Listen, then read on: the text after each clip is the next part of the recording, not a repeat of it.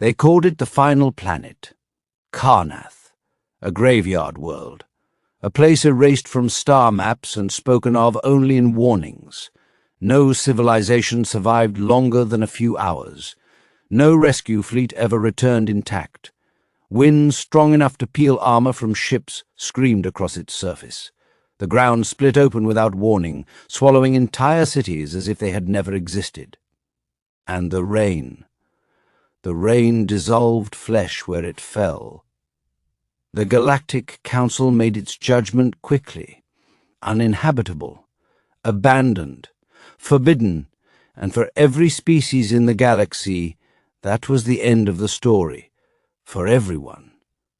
Except humanity. When the human colony ship T's Grit descended through Karnath's boiling skies, there was no welcoming signal, no guiding beacons, no safety net. Only roaring acid storms and the violent tremors of a planet that seemed to resent being touched. 50 humans stepped onto the surface of a world that had killed thousands before them. They were not conquerors. They were engineers, marines, biologists, medics, farmers, optimists, survivors. Some would later say lunatics. Their first camp lasted 72 minutes. The wind shredded their habitat modules like paper. Supply crates vanished into the jungle, dragged away by unseen creatures. A marine disappeared into Ali in the ground and returned 6 hours later riding a glowing, armored centipede. They named it Kevin. No one questioned why. The first week cost them a third of their equipment.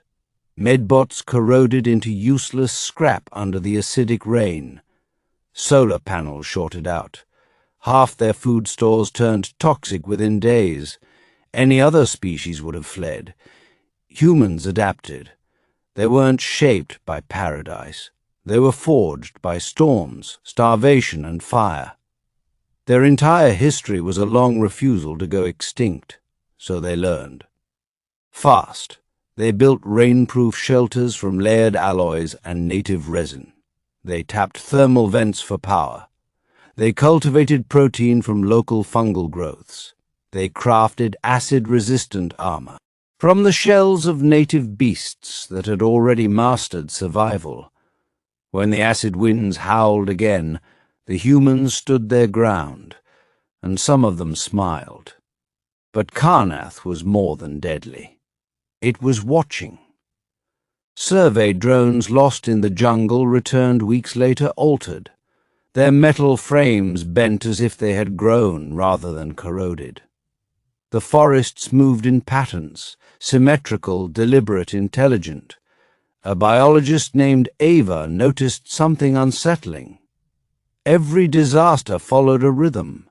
Every attack came in cycles, as if the planet itself was responding. Then they found it, deep beneath the northern mountains, entombed in obsidian, pulsing with dim ancient light, lay a massive alien structure. An intelligence, old, damaged, furious, not a monster, but a warden. Karnath was not a natural world, it was a containment zone. A prison planet built by a species long extinct, and its guardian AI still followed its final directive: eliminate intruders, protect the vaults, destroy anything that breathes. Other species had fled from that truth. Humans stayed. They didn't see a curse. They saw purpose. This was not a world to be destroyed. It was a system that had been abandoned while still doing its job.